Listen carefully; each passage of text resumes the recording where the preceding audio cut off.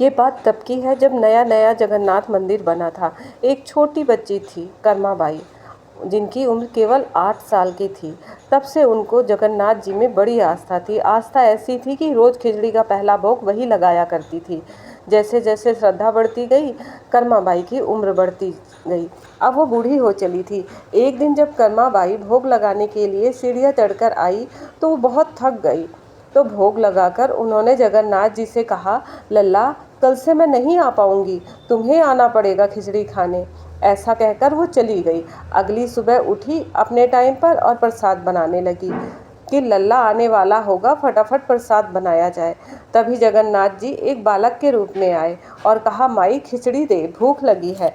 कर्माबाई ने उन्हें खिचड़ी खिलाई और वो बच्चा वहाँ से चला गया। ये सिलसिला चलता ही रहा। कुछ दिनों तक रोज़ उसी टाइम पे लल्ला आते और भोग खाते खिचड़ी का और चले जाते। जब बहुत दिन हो गए तो जगन्नाथ जी के मंदिर के पुजारी को एहसास हुआ, कई दिन हो गए कर्माबाई नहीं आई। वो लोगों से पूछने लगे। तब उन्हें ये हुआ कि कल मंदिर आते टाइम रास्ते में कर्माबाई के यहाँ जाकर पूछ लूँगा कि वो क्यों नहीं आ रही, ऐसा तो नहीं कोई अनहोनी हो गई। अगली सुबह पुजारी जी कर्माबाई के यहाँ गए। उन्होंने देखा कर्माबाई एक छोटे से बालक को खिचड़ी खिला रही है, बड़े प्यार से बिठा के। उन्हें बड़ा आश्चर्य हुआ। उन्होंने पूछा, क्यों कर्माबाई, अब भोग लगाने मंदिर क्यों नहीं आती? कर्माबाई ने बड़े भोलेपन से जवाब दिया, अब तो लल्ला रोज खुद ही आ जाते हैं भोजन स्वीकार करने। पुजारी जी बड़े अचंभित कि ये क्या कह रही है। कर्माबाई से उन्होंने पूछा, तू भोग कैसे बनाती है? उन्होंने कहा कि सुबह उठती हूँ और खिचड़ी बनाना स्टार्ट कर देती हूँ, तब तक लल्ला आते हैं, उन्हें खिला के भेज देती हूँ। तब पुजारी जी ने कहा, ऐसे कैसे करती है? सबसे पहले स्नान करो, पूजा पाठ करो, फिर खिचड़ी बनाओ और फिर भोग लगाओ। कर्माबाई बोली, कल से ऐसा ही करूँगी। प्रातःकाल उठी, सर्वप्रथम स्नान करने गई, फिर पूजा पाठ किया। तब तक जगन्नाथ जी आ गए।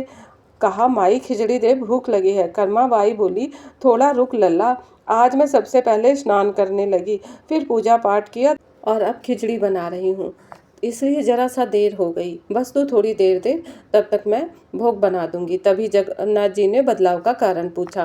कर्माबाई ने पुजारी वाली बात बता दी कि जैसे तैसे खिचड़ी बनी और कर्माबाई ने जगन्नाथ जी को भोग लगा दिया। जगन्नाथ जी जल्दी जल्दी खा के चले गए, क्योंकि मंदिर के पट भी खुलने वाले थे, इसलिए जगन्नाथ जी जल्दी जल्दी खाने लगे। लेकिन कर्माबाई उन्हें डांटती रही कि धीरे खा लल्ला, नहीं तो मुंह जल जाएगा। उधर जब पुजारी जी ने पट खोला तो वो क्या देखते हैं कि खिचड़ी जगन्नाथ जी के मुंह पे लगी है। वे अपने हाथों से उसे साफ करने लगे। साफ करते समय उन्हें एहसास हुआ कि ये तो बहुत गर्म है। लेकिन उन्होंने सोचा, अभी अभी तो ये मंदिर खुला है, तो ऐसे कैसे गर्म खिचड़ी इनके मुंह पे लगी है। ऐसे सोचते सोचते वो काम करके सो गए।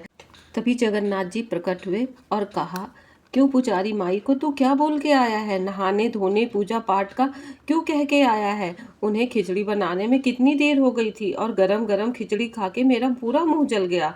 सोच, जब तूने मेरा मुंह साफ किया तो कितना जला, जबकि मैंने तो इतनी गरम खिचड़ी खाई, मेरा क्या हाल हुआ होगा। कल जाकर तू माँ को समझा देना, वो जैसे पहले करती थी वैसे ही करे।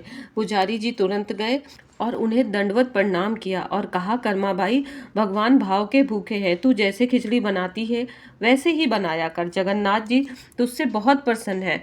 अगले दिन कर्माबाई सबसे पहले उठकर रसोई में गई और खिचड़ी बनाने लगी और जगन्नाथ जी खिचड़ी खाकर मंदिर में विराजमान हो गए।